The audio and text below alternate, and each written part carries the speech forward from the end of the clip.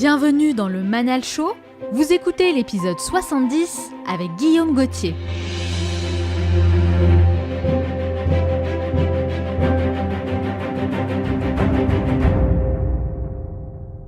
Imaginez, on fait de l'hypnose, donc déjà certaines personnes ont envie de dire ah ouais d'accord, de l'hypnose, très bien. Et en même temps, ah oui, en plus vous le faites avec une appli et un objet connecté. Allez, allons-y, pourquoi pas. Il faut frapper fort, il faut aller vite et il faut faire de la qualité et en parler. La grosse différence, elle se fera pas dans l'idée, parce que les idées sont dans la nature, elle se fera dans l'exécution, c'est la clé. Dans cet épisode, je vous emmène à la rencontre de Guillaume Gauthier, hypnopraticien et cofondateur de Dreamins, un concept ultra innovant que j'ai adoré découvrir et que je voulais absolument partager avec vous. Il s'agit d'une marque française qui développe des produits high-tech extrêmement performants, entièrement dédiés au bien-être pour nous aider notamment à mieux dormir, gérer le stress ou encore combattre nos phobies.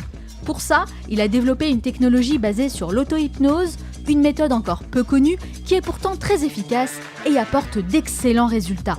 Elle est déjà utilisée depuis longtemps par la NASA, par des pilotes professionnels, des médecins ou encore des sportifs de haut niveau. Son objectif est donc de démocratiser l'hypnose pour que ce ne soit plus réservé uniquement à une élite, mais pour que tout le monde puisse profiter et bénéficier de tous ces bienfaits qui sont absolument spectaculaires. Leur concept est génial, leur marque cartonne, les utilisateurs sont hyper satisfaits et tout ça prend une ampleur internationale. Vous allez découvrir leur concept en détail et en savoir davantage sur l'hypnose d'un point de vue scientifique avec un expert dans ce domaine et de quelle manière vous pouvez l'utiliser à votre tour pour amener votre bien-être au niveau supérieur. Enfin, je terminerai cette émission en partageant avec vous les 3 meilleurs conseils à retenir de mon entretien avec Guillaume Gauthier.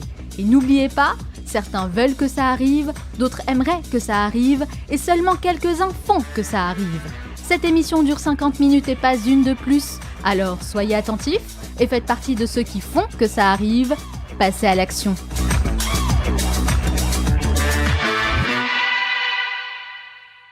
Il pense que la santé de demain ne vient plus seulement de l'extérieur, mais de l'intérieur, que nous pouvons nous guérir grâce aux ressources incroyables que nous avons déjà en nous.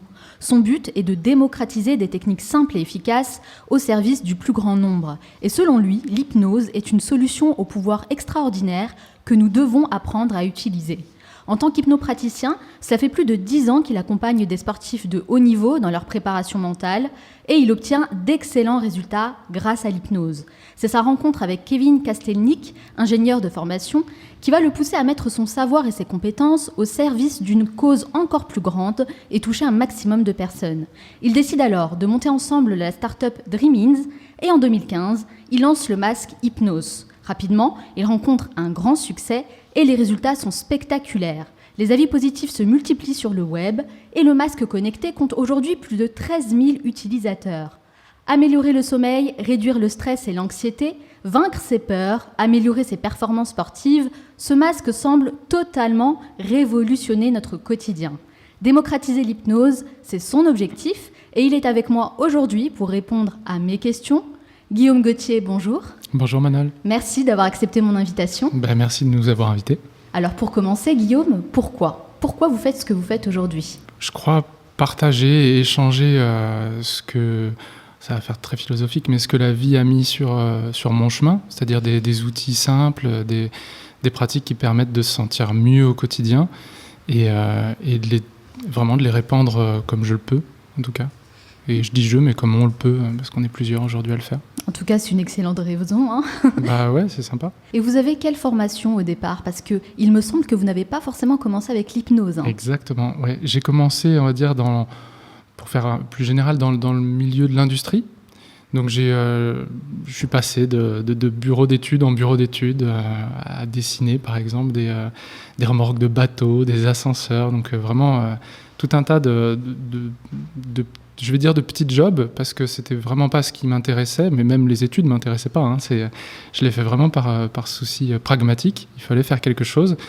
Et puis à un moment donné, face à une espèce de néant, parce qu'on imagine que la vie, ça va être ça tout du long.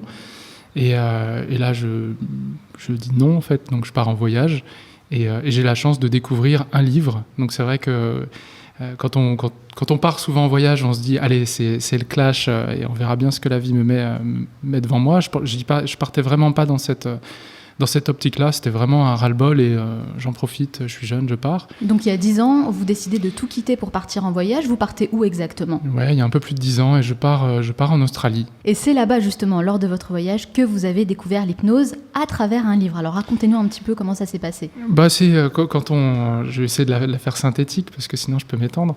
Mais quand on voyage, on rencontre des gens. En Australie, il faut savoir que, en gros, on voyage surtout sur le tour. Donc c'est vraiment sur tout le périmètre du pays. Et donc on est amené souvent à croiser les mêmes personnes. Et du coup, quelqu'un qui me dit tiens, ce livre-là, c'est un livre d'auto-hypnose écrit par un Français, Kevin Finel. Et du coup, je l'ai lu et je me suis dit c'est incroyable, on peut faire ça. Incroyable, cet état extraordinaire et cet outil que je pensais réservé à certaines personnes qui soit avaient un don, soit étaient capables à certaines choses, en fait était à la portée de tout le monde. Et pendant tout mon voyage, l'auto-hypnose a été ma petite passion au quotidien, en fait. Mais on est d'accord qu'il faut avoir une certaine ouverture d'esprit déjà à la base pour pouvoir s'intéresser à ce genre de sujet. D'autant plus qu'il y a 10 ans, c'est vrai que l'hypnose était beaucoup moins mainstream que ça l'est aujourd'hui.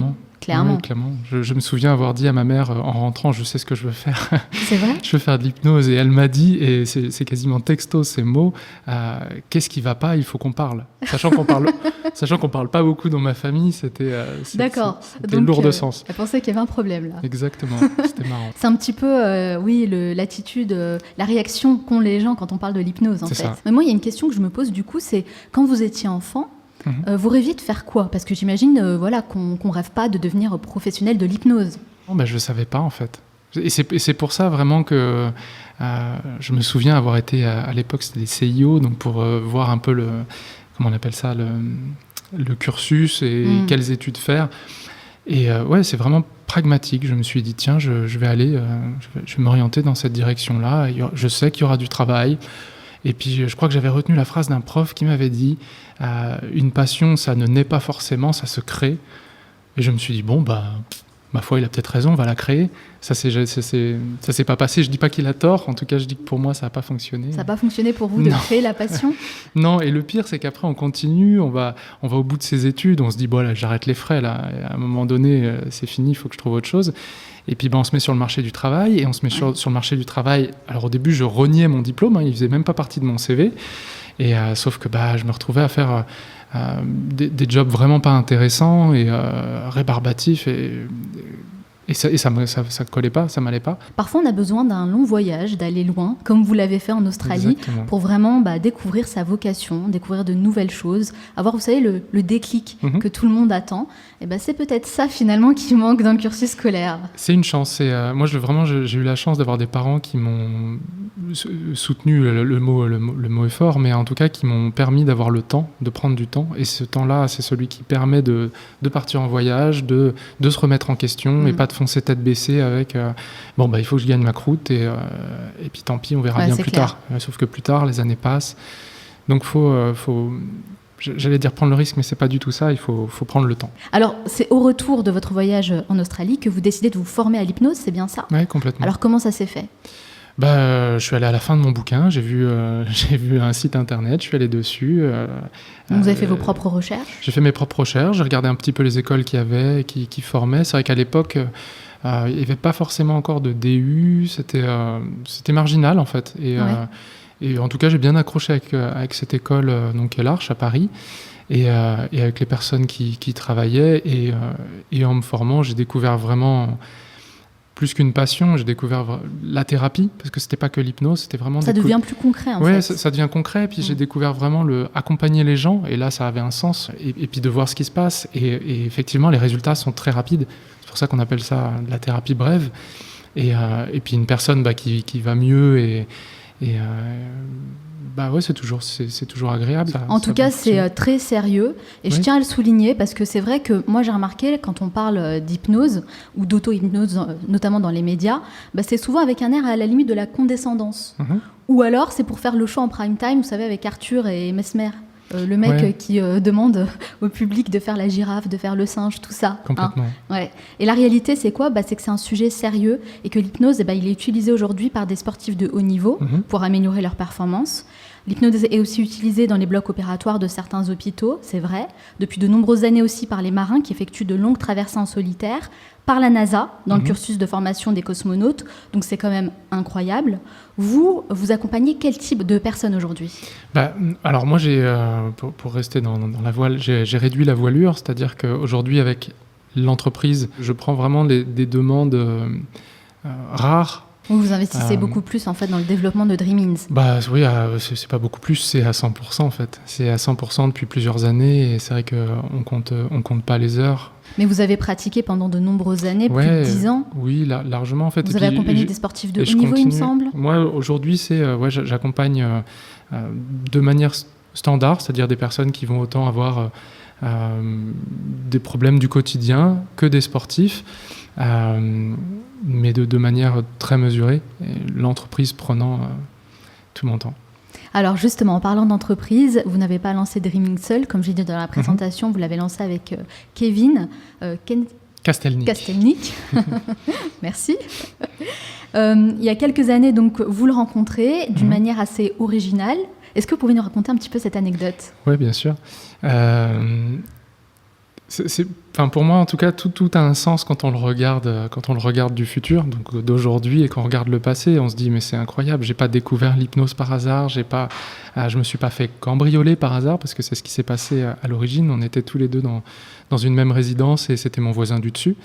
Et moi, je me suis fait cambrioler, et donc je vais avertir mon voisin, j'ai envie de dire comme on le ferait tous, faites attention, il y a des rôdeurs, tout ça. Et le lendemain, manque de bol pour lui, il se fait forcer sa porte.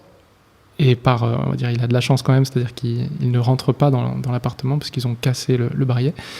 Et du coup, je l'invite à manger. On mange, on discute, et puis on se rend compte qu'on a beaucoup de choses en commun dans nos différences. En tout cas, c'est intéressant ce que vous dites, parce que finalement, vous l'avez rencontré par hasard, même si finalement, il n'y a pas vraiment de hasard. Tout arrive pour une raison. C'est quand même compliqué. Parfois, ça fait peur de se lancer avec quelqu'un dans un projet, quelqu'un qu'on ne connaît pas, qu'on vient juste de rencontrer. Qu'est-ce qui vous a convaincu, vous, de vous lancer dans cette aventure entrepreneuriale avec Kevin ? En fait, c'est que... Alors, je ne sais pas comment démarre une aventure entrepreneuriale de manière standard, mais au départ, c'est un projet, en fait. Au départ, c'est tiens, ce serait bien qu'on arrive à faire ça, ça, ça. Et on ne se dit pas, tiens, on va déposer des statuts et on fait une entreprise. En fait, c'est petit à petit que ça prend du sens, que mis bout à bout, tout ce qui a été codé, tout ce qui a été fabriqué, ça prend une dimension réelle et concrète, et que cette réalité-là, elle est commercialisable. Il y a un business model qui se dessine sous nos yeux, en fait. Il n'y a même pas besoin de se poser. Oui, ensuite, on va réfléchir à un tarif. Il faut que ça colle à des contraintes économiques. Vous n'aviez pas forcément d'objectif à long terme, par exemple ? Pas du tout. C'est arrivé très vite parce que ça très rapidement, ça a eu du sens et ça a plu.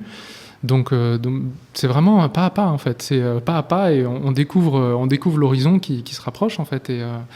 Et c'est énormément d'heures. À mettre au regard aussi tout ça de cette phrase « fake it until make it », ce côté fabrique pas vraiment, fait quelque chose qui ressemble, et puis ensuite tu vois s'il y a de l'appétence, et du coup tu sais si tu peux continuer, donc tu gagnes du temps.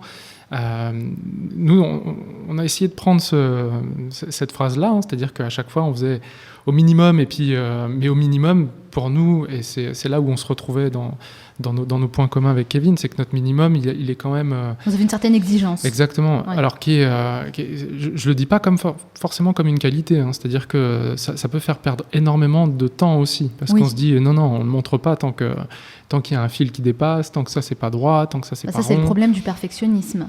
Oui, complètement. Comment vous avez réussi à aller au-delà ?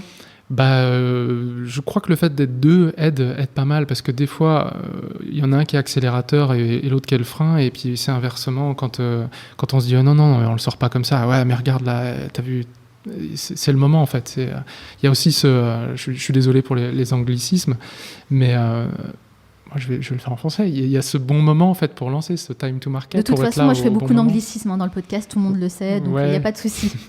Vous pouvez y aller. Mais ouais, c'était vraiment à trouver cet équilibre. Et ça, c'est vraiment important, je pense, d'avoir cet équilibre en tête pour pas perdre de temps et en même temps arriver avec quelque chose qu'on veut pas dévaluer, en fait. Ouais, je comprends. Est-ce que vous avez fait un MVP, c'est ça, pour le tester sur le terrain? Le PMV en français.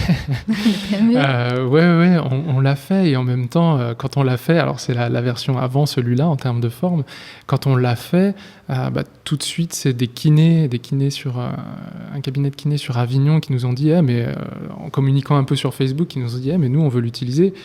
Ok, d'accord. Donc, on a commencé du coup avec les professionnels. Ah, donc c'est eux qui sont venus vers vous? Ouais, c'est eux qui sont venus vers nous. Ensuite, ça a été une clinique urologique à Nantes pour les fibroscopies vésicales. Donc, c'est parti tout de suite dans ce côté sérieux et qui était pour nous important pour donner du crédit aussi à l'hypnose. On le savait, mais en tout cas au masque, parce que c'est... Imaginez, on fait de l'hypnose. Donc déjà, certaines personnes ont envie de dire « Ah ouais, d'accord, de l'hypnose, très bien. » Ceux qui ont des préjugés, oui, c'est clair. Donc là, on va se dire Mesmer, tout ça. Et en même temps, en plus, vous le faites avec une appli et un objet connecté. Allez, allons-y, pourquoi pas. Et c'est vrai que ce crédit-là, amené aujourd'hui par le CHRU de Lille, je parlais de la clinique urologique à Nantes, mais d'autres cliniques et d'autres établissements. Là, à Toulouse, récemment, c'est un service pour la mucoviscidose. En plus, c'est vraiment dans des services qui nous pas qui nous attirent, mais en tout cas pour lesquels on est heureux et d'avoir. Ça a du sens, tout simplement. Moi, je trouve que c'est vraiment la grande force en fait du produit, c'est que il a d'abord été destiné aux professionnels et comme vous le dites, ça vous apportait un certain gage de crédibilité pour ensuite vous attaquer au grand marché, aux particuliers. Ouais. Et je trouve que ça, c'est vraiment un super point positif dans le projet. Encore une fois, c'était pas forcément prémédité. Ça s'est fait. Là, en m'écoutant, on peut se dire que c'est facile et qu'il suffit d'écouter les signes. Non, je pense qu'il suffit de bosser, de communiquer, et puis à un moment donné, les choses se mettent. De se concentrer vraiment sur la qualité du produit. Ça, c'est le plus important. Ouais, clairement. Alors, avant de devenir un produit abouti, moi, ce qui m'intéresse vraiment, c'est le processus, justement, du démarrage du projet. Quelle a été pour vous la première action que vous avez exécutée concrètement, une fois que vous avez eu l'idée du masque? Quelle a été la première chose que vous avez mise en place? Il y a eu forcément sourcer, même dès le départ en fait, sourcer des partenaires français, parce que ça c'était vraiment dans notre ADN dès le départ. On ne s'est pas du tout posé la question de la Chine ou d'autres pays pour faire plus de marge, parce que nous à la base on sort pas d'école de commerce. J'ai rien contre les personnes qui sortent d'école de commerce, mais en tout cas du coup on avait une vision qui était très, très simple en fait. Et puis Kevin, très pragmatique aussi. Oui, attends, on peut le faire ça. Tac tac, aujourd'hui il y a des imprimantes 3D. Ma mère est couturière, clac clac, 3 petits bouts de ficelle, je simplifie, mais c'est sûr que ça fait avancer. Ensuite, il fallait coder une application pour communiquer, donc Pardonnez-moi de vous couper, Guillaume, mais vous ne répondez pas totalement tout à fait à ma question. Pardon. À partir du moment où vous avez rencontré Kevin, vous avez parlé avec lui, j'imagine que vous étiez dans son salon, vous avez discuté, l'hypnose, moi je suis ingénieur, moi je suis praticien, ok, super, qu'est-ce que c'est? Ah, ça serait cool de pouvoir travailler ensemble, etc. Le lendemain, ça a été quoi la première action? Qu'est-ce que vous avez fait? Le lendemain, c'était de se dire il nous faut un outil qui puisse permettre de populariser et de faciliter l'accès à l'hypnose. Ah, donc c'est très concret. Oui, c'était très concret. En fait, dans notre conversation, c'était cette vision en fait, très autonome. Et donc l'idée, c'était vraiment d'apporter de l'autonomie à travers ce masque-là. Et de dire, il nous faut quelque chose qui, dans les mains des gens, va leur permettre d'avoir ce discours-là, de savoir ce que c'est. Alors on continue, c'est pour ça qu'on est là aussi, pour le dire, que c'est accessible à tout le monde. Et c'est vrai que cet outil-là, c'est une manière de découvrir l'hypnose par soi-même, pour soi-même, et donc on revient à cette idée, la santé vient de l'intérieur. Moi, quand j'ai découvert l'hypnose, c'était avec un livre, c'était génial, sauf que étape 1, respirer, très bien. Très bien. Étape 2, fermer les yeux. Ok. Ok, étape 3, les yeux fermés, ça va être chaud, quoi. Donc, ça va être difficile de continuer donc de lire, si j'ai 12 étapes, il faut que je les apprenne par cœur. C'est déjà pas évident à appréhender comme matière. C'est vraiment de démocratiser en fait l'hypnose pour le plus grand nombre. C'est ça. Alors vous aviez l'idée, vous aviez plus ou moins l'image un peu du produit que vous vouliez créer. J'imagine que l'argent, c'est une question qui s'est posée assez rapidement. Avec quelle somme d'argent, combien vous êtes lancé ? Je crois qu'on a mis 500 € chacun, ça nous faisait nos 1000 € de capital. D'accord, et donc ensuite, finalement, un budget assez accessible et modeste. Et ensuite... C'était suffisant, ça ? Alors, c'était suffisant pour... c'est de l'argent, en fait, avec lequel on n'a rien fait. C'est-à-dire que ça, on dépose. C'est sur le compte et on n'y touche plus. En revanche, on l'a fait avec rien, en fait. Financièrement, vraiment...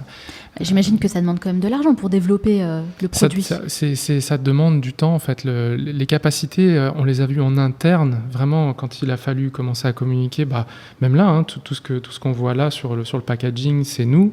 Quand il a fallu faire des vidéos, c'est nous. Quand il a fallu enregistrer, c'est nous. Développer sur Android, puis sur iOS, c'est nous. Là, je veux dire, c'est Kevin, parce que là, clairement, j'ai pas touché une ligne de code pour ça.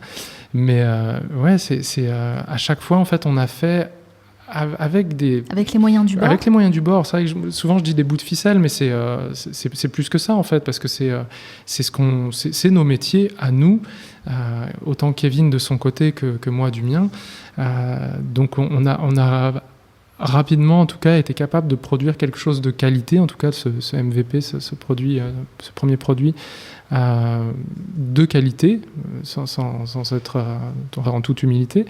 Et ensuite, effectivement, il a fallu de l'argent pour honorer des grosses commandes, il a fallu de l'argent pour communiquer, tout ça. Et là, effectivement... Comment vous avez fait pour trouver cet argent ?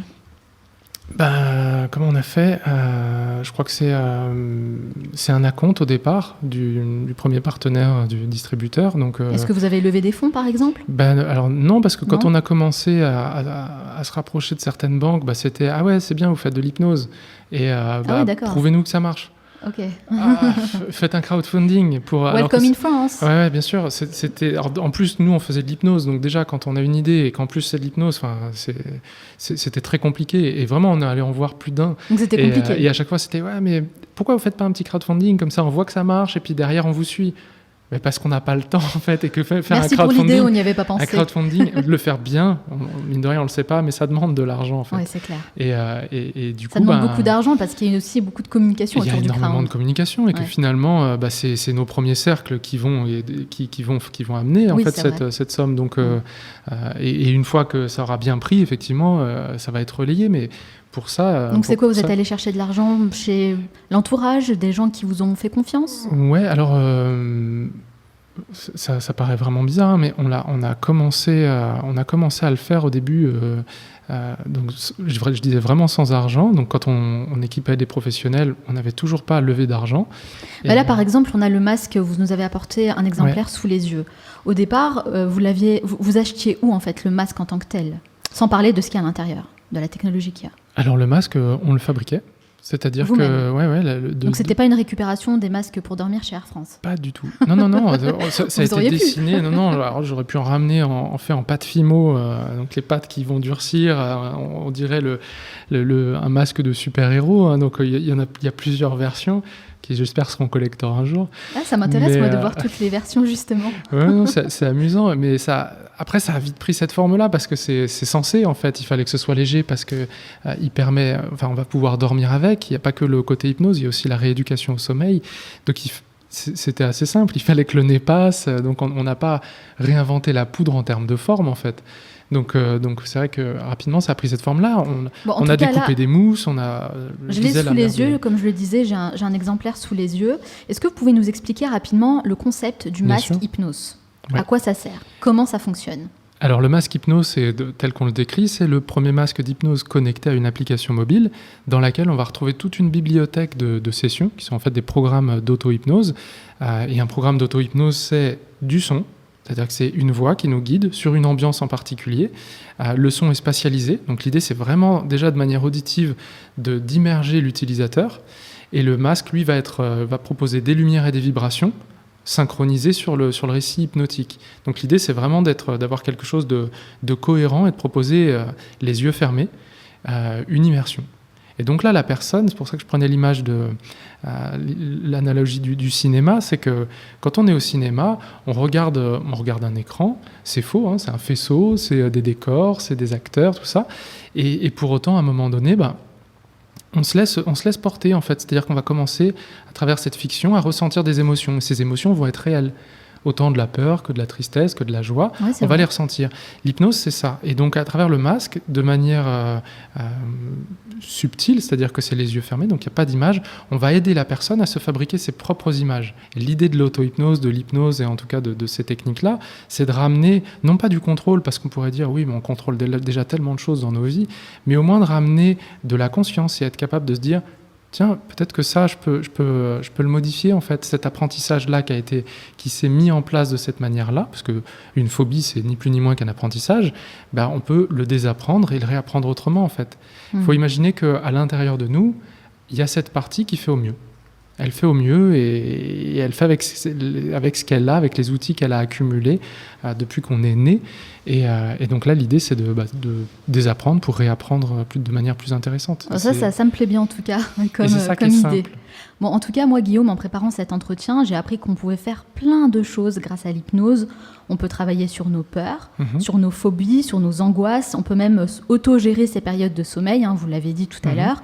Et par exemple, Bertrand Piccard, qui a effectué un tour du monde avec son avion solaire, eh bien lui, il pratiquait l'auto-hypnose dans le cockpit pour pouvoir se reposer sans sombrer dans un sommeil profond, puisqu'il devait rester complètement disponible, évidemment, et prêt à réagir rapidement en cas de problème. Donc, comment ça se passe concrètement ? Qu'est-ce qui se passe, en fait, dans le cerveau quand on est dans cet état d'hypnose ? C'est, comme je le disais tout à l'heure, c'est un état dans lequel notre imaginaire va prendre beaucoup plus de place. Si là, par exemple, je vous invitais à fermer les yeux et vous dire, pensez à un endroit ressource, un endroit où vous vous sentez bien. Oui. Très bien, vous allez fermer les yeux, et puis au bout de quelques secondes, surtout si je vous guide, vous allez sourire, ou peut-être si je vous laisse, hein, parce que vous pouvez aussi très bien le faire toute seule, vous allez avoir un sourire, vous allez respirer différemment, vous allez vous sentir bien, en fait, tout simplement. C'est vrai que l'état d'hypnose va permettre de faire en sorte que ce que vous allez visualiser va prendre encore plus de poids et de sens, en fait, et de réalité. Vous savez, je vais prendre le parallèle avec les rêves. Quand on rêve, ça nous semble tellement réel. Et c'est un peu ce qu'on fait dans la visualisation, non ? C'est déjà ce qu'on fait, en fait, quand on visualise. Maintenant, visualiser dans cet état qu'on appelle la transe, hein, mais dans l'état d'hypnose, permet vraiment soit de désapprendre, de réapprendre différemment. On arrive aussi à améliorer la confiance en soi grâce à l'hypnose. Parce que je sais que la confiance en soi, vraiment, c'est un gros sujet, c'est une grosse problématique. Complètement. Chez beaucoup de personnes, notamment des entrepreneurs qui lancent un business. Bien sûr. Qui manquent vraiment de confiance en eux. Ouais, alors ça va sembler très très simple ce que je veux dire, et pourtant c'est très efficace. C'est vraiment, sans même parler de rechercher l'état d'hypnose et de se dire attends, j'ai écouté un podcast et je vais me mettre dans l'état d'auto-hypnose. Il faut oublier cet état-là, il viendra. En revanche, se dire par exemple, je dois pitcher. Oui. Je dois pitcher et je crois qu'il y aura des grands groupes, il y aura beaucoup d'entrepreneurs, potentiellement il y aura des leveurs de fonds. Potentiellement Xavier Niel qui sera là. C'est ça, des business angels qui seront là et il faut que je lâche tout sur 1 minute, il faut que je sois prêt et j'ai peur. Ce qui a été mon cas, je me disais en 1 minute, moi je suis plutôt du genre à m'étaler, là j'essaye heureusement que je suis guidé, mais et du coup ne serait-ce que déjà arrêtez d'imaginer le pire, arrêtez de se dire et si je bafouille, et si je loupe la marche, mais plutôt de fermer les yeux tout simplement et de se dire alors j'ai préparé mon pitch, je sais qu'il fait 1 minute, quand je me répète il est bien, ça on va dire c'est le côté pragmatique, ensuite je ferme les yeux, je me mets bien et j'imagine quand ça se passe bien, et je l'imagine 1 fois, 2 fois, 3 fois, et puis j'exagère aussi, je vais imaginer que c'est génial en fait, que pendant 1 minute, j'ai tout le temps du monde pour expliquer ce que je fais, que je fais des blagues, qu'ils rigolent, je me sens trop bien quand ça s'arrête, j'ai envie d'y retourner. C'est peut-être pas vrai, mais on s'en fiche que ce soit pas vrai. Ce que je vais ressentir, ce sera vrai. Et ça va me permettre de me préparer et de dire à mon cerveau, cette situation-là, ce stimulus-là, j'y associe cette émotion-là. Tout ce qu'on va pouvoir imaginer va nous apporter du bien en fait. Et ensuite, on va se rendre compte que tiens, je pense au pitch, Toi, c'est marrant, j'ai plus la boule au ventre de tout à l'heure. Et c'est aussi simple que ça. Et nous, ça fait vraiment partie de notre discours de dire c'est très très simple et c'est très accessible. Et si demain l'auto-hypnose et d'autres techniques aussi simples se répandent, et nous on le fait à travers le masque parce que on le matérialise, parce que de dire pensez à le faire tous les jours, à faire cet exercice-là, les gens le font pas. Quand on a un masque ou quand on a un produit, c'est complètement différent. Et surtout qu'on est guidé parce que ça fonctionne avec l'application mobile. Complètement. Donc du coup il y a plein de programmes. Enfin, je veux dire, on n'est pas laissé à l'abandon quand on connaît rien à l'hypnose. On est guidé en fait. Ouais, là il y a plus d'une soixantaine de programmes. On continue de les mettre à jour sur différentes techniques, que ce soit liées au bien-être, à la gestion de la douleur, la concentration, la motivation. Il y en a pour les enfants. Enfin, il y a vraiment beaucoup de pratiques. Et là, moi, je pense comme ça aussi à l'aviation. C'est vrai, il y a beaucoup de personnes qui ont peur de l'avion aujourd'hui. Comment ça se passe ? Est-ce que vous avez des partenariats avec des compagnies aériennes ? Non seulement pour les passagers, mais peut-être aussi pour le staff, tout ce qui est PNC, pilote, pour pouvoir les aider, les accompagner, peut-être à moins stresser et à maîtriser les angoisses, parce que c'est un métier quand même qui est assez stressant au quotidien.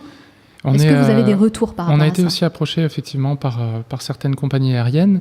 Alors en France, un petit peu aux États-Unis parce qu'on a fait quelques salons là-bas et du coup le fameux CES notamment. À Las Vegas. Donc là, c'est vrai qu'on voyait pareil une grosse appétence en fait du marché américain. C'est ce qui Comment fait ça se passe là-bas pour eux ? L'hypnose, c'est normal ou... Ouais, beaucoup plus. Beaucoup plus qu'en France. Il y a qu'à voir. Ça fait des années, peut-être plus de 15 ans qu'ils sont coachés en hypnose, les sportifs. Ouais. Et nous, en France, on est encore mais vous dites pas que je suis coaché, parce que c'est de la triche, c'est presque du dopage. Ah, c'est vrai, en ils France. n'assument pas ? Pas tous, ouais. Souvent, on nous demande de taire le fait que telle personne... C'est mal vu en fait, c'est étonnant. Par certaines personnes, mais moi j'ai reçu récemment dans le podcast la double championne du monde de boxe française qui s'appelle Rim Ridan, et justement qui utilise l'hypnose et qui est même devenue hypnopraticienne parce qu'elle a des résultats extraordinaires et qu'elle veut partager ça avec le plus grand nombre. Donc voilà, championne, athlète de haut niveau qui utilise l'hypnose et qui en est très contente, très satisfaite. Ouais, mais non, on accompagne des personnes qui sont aujourd'hui au top niveau et on en est, c'est pas qu'on en est fiers, mais on est content que ces personnes-là, en tout cas, le fassent et le voient dans leurs résultats. Donc derrière, eux, ils sont juste convaincus. Et donc c'est quoi ? C'est American Airlines qui est intéressé par le masque ? C'était pas American Airlines, c'était une autre, mais en tout cas en France, c'était Delta, je crois.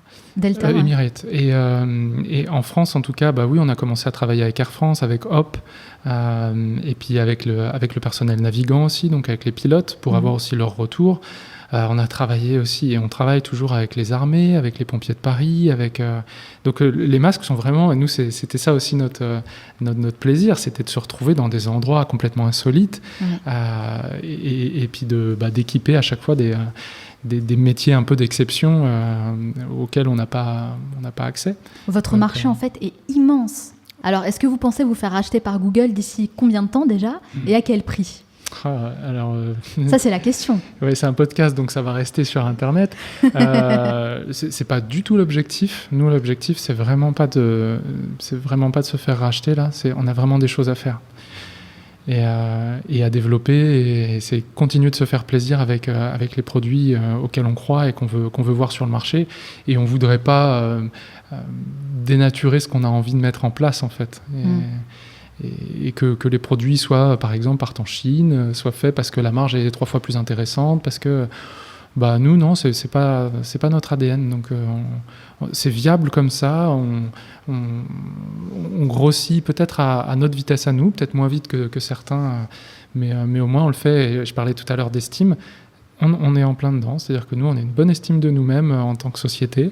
Et puis voilà, on est content de pouvoir... En tout cas, vous avez des valeurs et vous savez où vous allez. Donc ça, c'est super important, je pense. Ouais. Mais est-ce que vous êtes ouvert à des investisseurs qui pourraient éventuellement vous aider à un développement plus rapide, forcément ? Oui, bien sûr. On n'est pas du tout fermé à tout type d'aide et tout type de propositions. Au contraire, c'est...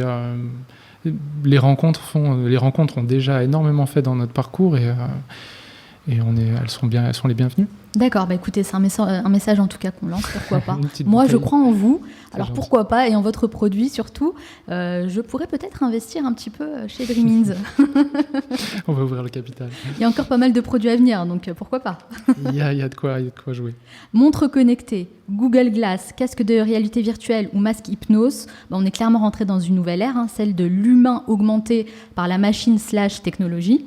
Est-ce que vous pensez que cette tendance va s'accentuer avec les années à venir ? J'espère pas. C'est vrai, pourquoi ? Ouais, j'espère pas. J'espère que...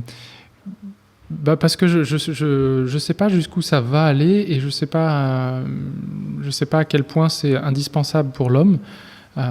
Cet humain augmenté, je pense que l'humain il est déjà très bien comme il est, et c'est vrai que j'ai un regard un peu mesuré sur tout ce qui est humain augmenté et toutes ces nouvelles technologies qui arrivent et qui rendent finalement l'humain dépendant, j'allais dire esclave, le mot est peut-être fort, mais je crois pas en fait qu'il soit fort. Non, je pense que esclave ça correspond bien. toutes ces choses, parce qu'on a ça en nous en fait. On est déjà une pépite en fait, et on pense que c'est en passant à travers d'autres choses, et on en parlait tout à l'heure, même les médicaments, on pense que c'est en allant chercher à l'extérieur qu'on va pouvoir s'améliorer. Mais pas du tout. Et pas du tout. Et ça fait partie, je prends cet exemple-là pour le dire, par exemple, pour moi, une séance, je me disais souvent ça, une séance réussie-ratée, je dis une séance, mais un travail thérapeutique réussi-raté, c'est une personne qui m'appellerait en me disant « Monsieur Gauthier, vous avez changé ma vie ». Je suis content pour elle et en même temps je me dis merde, il n'a pas compris que c'était pas moi en fait, que j'avais rien fait. Ouais, je comprends. Mais pourquoi je dis ça ? Parce que c'est ce besoin de se dire c'est pas moi, je suis pas capable de ça moi, ça vient de l'extérieur. Là la personne s'est permis le changement parce qu'elle était persuadée que ça pouvait pas venir d'elle. Donc c'est réussi-raté. Dans cette société, on a du mal un peu à se responsabiliser, à être autonome. Du coup, on nous a mis ça dans la tête, cette petite graine de se dire en fait l'aide vient de l'extérieur. Exactement, et du coup on se dit c'est possible parce que ça vient pas de moi, donc j'ai pu changer, j'ai pu m'améliorer, c'est pas grâce à moi. D'autres qui vont être contents de se dire que c'est grâce à elle, mais voilà, moi je pense que faire en sorte que les personnes puissent se dire tiens, je suis autonome et je vais bien et je vais mieux et j'ai pu dépasser ça et il est là le secret, et puis de vraiment se concentrer sur l'essentiel, nous les autres et... Ouais, je comprends totalement, mais en tout cas c'est un état d'esprit moi qui me plaît beaucoup. On va parler de toute autre chose, Guillaume. J'ai une question vraiment importante là. J'ai vu que le masque hypnose est disponible sur votre site, mais également chez des distributeurs comme Nature et Découverte, Boulanger ou encore Amazon. Et c'est là que vient ma question, parce que c'est vrai que vous avez un produit unique, un produit de qualité. Donc la question que je me pose, c'est pourquoi est-ce que vous avez choisi d'être présent sur Amazon ? Parce que vous connaissez un petit peu les risques que vous prenez en mettant le produit sur Amazon. Beaucoup d'entreprises aujourd'hui qui ont disparu en ont fait l'amère expérience. C'est que Amazon récolte toutes les informations sur les produits, sur le site, les profils clients, ils analysent les marges et le potentiel du marché. Et si un jour ils décident de se lancer eux aussi dans un produit, ils peuvent le faire, le même que le vôtre, mais évidemment 2 fois moins cher. Donc la question c'est pourquoi ? Et est-ce que vous n'avez pas peur que ça arrive ?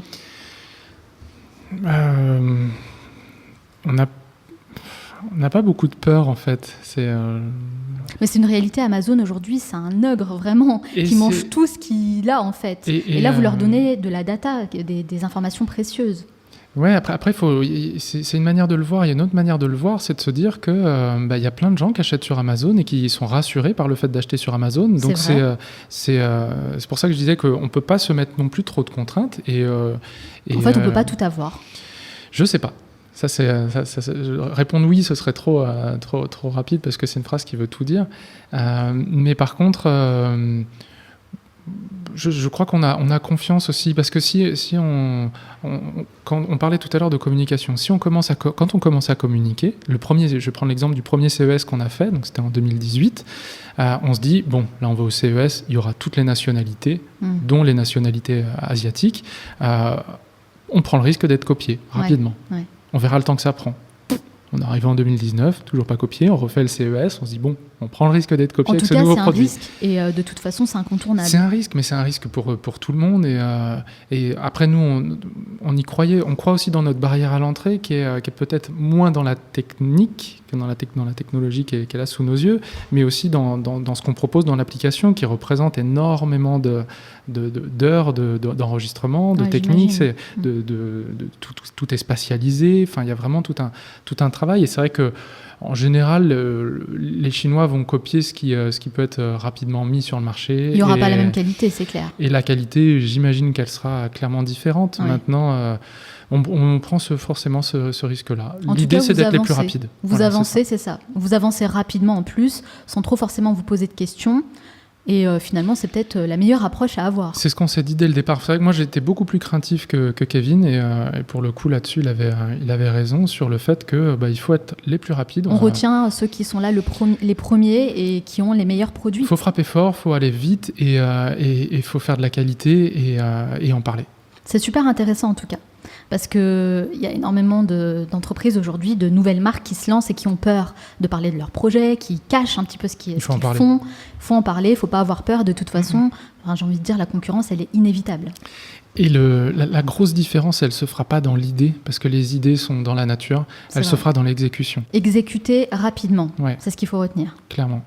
Alors Guillaume, vous à la base vous êtes praticien en hypnose, puis avec Dreamins vous êtes devenu entrepreneur et vous avez également appris à communiquer parce que vous devez parler de votre concept dans les médias comme vous le faites avec moi aujourd'hui. Donc au final on peut dire que vous êtes hypnopraticien / entrepreneur / communicant. Ouais, puis je fais de la guitare aussi. Enfin, on est plein de casquettes en fait. Il y a plein de casquettes différentes. Clairement. Alors la question c'est qu'est-ce que vous avez appris sur vous-même grâce à l'expérience Dreamins ? Que rien n'est impossible. Qu'on peut tout faire en se donnant les moyens, que quand on commence à accéder à certains marchés, des fois à certains lieux qui représentent des choses, on se rend compte qu'en fait, il n'y a rien qui est éloigné. C'est peut-être un peu abstrait ce que je dis, mais c'est vrai, on s'en fait tout un truc dans la tête, on se dit c'est incroyable, mais quand ça arrive, bon bah voilà, c'est là. Oui, quoi. On va se retrouver avec des personnes connues ou avec mais finalement, ça reste des univers. Exactement. Ça reste des gens comme vous et moi. Exactement. Ouais. Et c'est vrai que tout paraît d'un coup beaucoup plus proche. Et ça a pu m'apprendre ça. Alors c'est peut-être pas sur moi en tant que tel. Maintenant, ce que ça m'a appris sur moi, je saurais pas dire. Je pense ça m'a fait grandir forcément. Merci beaucoup Guillaume Gauthier d'avoir répondu à toutes mes questions, mais ce n'est pas totalement fini. Merci à vous. À la fin de chaque interview, je pose une série de questions rafales. Il faut répondre le plus spontanément possible, sans trop réfléchir. Le but, c'est de mieux vous connaître. Ça dure 1 minute 30. Est-ce que vous êtes prêts ? Top départ. C'est parti. Quelle est la première chose que vous faites en vous levant le matin ? J'ouvre les volets. Quel est le dernier livre que vous avez lu ? Alors j'ai relu Un thérapeute hors du commun, Milton Erickson. C'est Jay Haley qui a écrit ça. Quelle est votre plus grande phobie ? J'espère ne pas me mentir, mais j'ai pas de phobie. Vous dormez combien d'heures par nuit ? Je crois que j'ai bien mes 8 heures, moi. 7-8 heures, je pense. Quelle est la mauvaise habitude dont vous aimeriez vous débarrasser ? Très bonne question. J'aimerais pouvoir mettre mes vêtements toujours dans mon placard. Et l'habitude qui a changé votre vie ? Respirer. Quel animal vous représente le mieux ? Je serais soit dans le dauphin, soit dans le moineau. Quelle application utilisez-vous le plus ? J'aime pas dire ça, mais je pense que c'est YouTube pour les podcasts. C'est YouTube. Vous passez en moyenne combien d'heures par jour sur les réseaux sociaux ? Oula, 4 minutes. Quel est votre film ou documentaire préféré ? Le premier qui m'est venu de manière spontanée, c'est Réservoir Dogs. Mais... Quel livre offririez-vous en premier ? Parce que j'ai celui-là en tête et qu'il est intéressant, L'art de respirer. Quelle est votre Madeleine de Proust ? Quelque chose qui vous rappelle automatiquement votre enfance ? La rhubarbe. Quelle est la chose à laquelle vous croyez et que les autres considèrent comme une folie ? Que tout est possible. Si vous disposiez de 100 € et pas 1 euro de plus, dans quoi les investiriez-vous ? Certainement dans un moment à partager avec ma famille, sur un lac, quelque chose comme ça. Quelle tâche avez-vous tendance à remettre toujours au lendemain ? Aller sur les réseaux sociaux. Pour vous, quelle personne incarne le mieux le mot réussite ? De manière spontanée, j'ai pensé à ma mère, je vais dire ma mère. De quel luxe vous ne pourriez pas vous passer ? Ma famille. Si vous pouviez inviter la personne que vous voulez à votre table, disons pour un déjeuner, n'importe qui, sans limite, qui choisiriez-vous ? Comme ça, là, je dirais Christophe André. Selon vos proches, quelle est votre plus grande qualité ? Je suis joyeux. Et selon vous, quel est votre plus grand défaut ? Je suis hors du temps. Quelle est la dernière chose que vous faites avant de dormir ? Je discute. Merci beaucoup, Guillaume Gauthier, d'avoir répondu à toutes mes questions et de vous être prêté au jeu des questions rafales. Avec grand plaisir, merci à vous pour l'invitation. Alors j'ai une dernière question à vous poser. Oui. Est-ce que vous utilisez vous-même à titre personnel le masque Hypnose ? Tous les jours. Tous les jours, c'est vrai ? Ouais, en fait, il y a un mode sieste dont j'ai pas parlé. Et, Ah, lui, il est intéressant. autonome, on n'a pas Écoutez, forcément... je commence à m'intéresser à la sieste, justement, j'ai envie de m'y mettre. Alors Super. dites-moi. Bah regardez, je l'allume. J'appuie ici, et ici, là, j'ai 2 petits boutons. Donc là, il n'est pas connecté, je vais lui dire 10, 20 ou 30 minutes. Donc là, D'accord. par exemple, moi, c'est 20 minutes tous les jours. Moi, je crois que c'est la moyenne, 20 minutes de sieste Ouais, tous les jours, c'est bien de parfait. dépasser la demi-heure, c'est bien de Mhm. pas la dépasser. Et donc là, si j'ai un peu trop d'idées, trop de pensées, je suis les yeux fermés, le rythme de respiration, proposé par les lumières. Donc j'inspire quand ça s'allume, j'expire quand ça s'éteint. Et donc là, j'ai mis 20 minutes de sieste, donc dans 15 minutes, il va me réveiller en simulant le lever du soleil. Et donc j'ai pas eu besoin de prendre mon téléphone pour le faire. Donc ouais, je l'utilise tous les jours. Bon, en tout cas, moi, c'est quelque chose justement que je suis en train d'expérimenter. Donc j'ai hâte aussi de voir les résultats concrets. Et vous faites Merci encore, Guillaume Gauthier. Si on veut en savoir davantage sur vous et sur ce que vous faites, où peut-on vous retrouver ? Sur les réseaux sociaux, sur Facebook, / Dreamins, sur Instagram, sur notre site internet, donc dreamins.com, DREAMINZZZ, donc 3Z.com. Et puis là, il y a le nouveau qui sort, donc faut juste être attentif, il arrive dans quelques jours. Il arrive bientôt. Il arrive bientôt et il sera aussi made in France. Super. En tout cas, moi, je partage évidemment toutes les références sur le site lemanalshow.com. Merci encore, Guillaume Merci à Gauthier. vous. Je vous souhaite beaucoup de succès dans tous vos futurs projets. C'est gentil.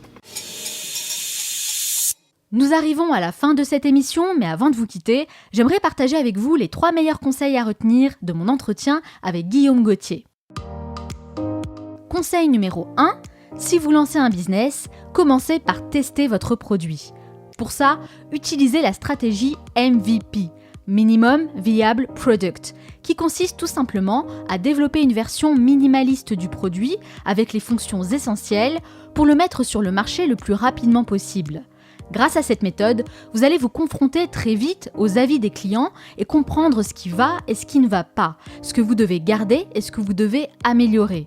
Ça vous permet d'avoir rapidement des feedbacks et d'adapter votre offre aux besoins réels. C'est hyper important de se confronter à la réalité du marché. J'accompagne moi-même de nombreux entrepreneurs et je me rends compte que la majorité d'entre eux font l'erreur de vouloir perfectionner leurs produits dans leur coin alors qu'ils ne l'ont jamais testé et ne l'ont jamais présenté à qui que ce soit. En voulant mettre au point une offre parfaite, on finit par perdre beaucoup de temps et beaucoup d'argent aussi, et surtout, on n'a pas conscience de ce qui est réellement important.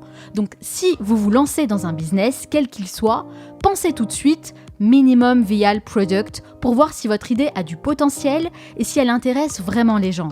Grâce au feedback, vous pourrez valider la pertinence de votre produit et développer ainsi une version beaucoup plus aboutie. Conseil numéro 2, développez votre capacité d'exécution. Que l'on soit étudiant, salarié ou entrepreneur, que ce soit pour notre vie professionnelle ou personnelle, on est tous amenés à un moment donné à réaliser des projets. Un projet d'études, un projet de carrière, un projet de mariage ou un projet de voyage. Dans tous les cas, on est amené à accomplir des choses qui sont importantes pour nous. La grande leçon que l'on peut retenir de mon entretien avec Guillaume Gauthier, c'est l'importance de développer sa capacité d'exécution. Comment passer d'une idée à une réalité concrète ? Pour ça, il n'y a pas de secret, il faut prendre des décisions. Ne perdez pas trop de temps à réfléchir et à faire des plans sur la comète. Personne ne peut réellement contrôler son futur. Il y aura toujours des facteurs extérieurs avec lesquels il faudra dealer. Don't worry, just do it. Faites les choses qui vous semblent bonnes pour vous et essayez de les faire du mieux que vous pouvez. N'ayez pas peur de tester de nouvelles choses. Restez ouvert aux nouvelles opportunités. Vous apprendrez sur le tas à travers vos propres expériences personnelles. Prenez des décisions, puis demandez-vous tout de suite quelle est la prochaine étape. Qu'est-ce que vous devez faire concrètement pour avancer ? Et surtout, n'oubliez pas une chose importante. Ayez confiance en vous. En tout cas, moi je crois en vous et je vous encourage fortement à passer à l'action. Et enfin, conseil numéro 3, puisez vos ressources de l'intérieur. L'univers du wellness est en pleine expansion et offre de belles opportunités.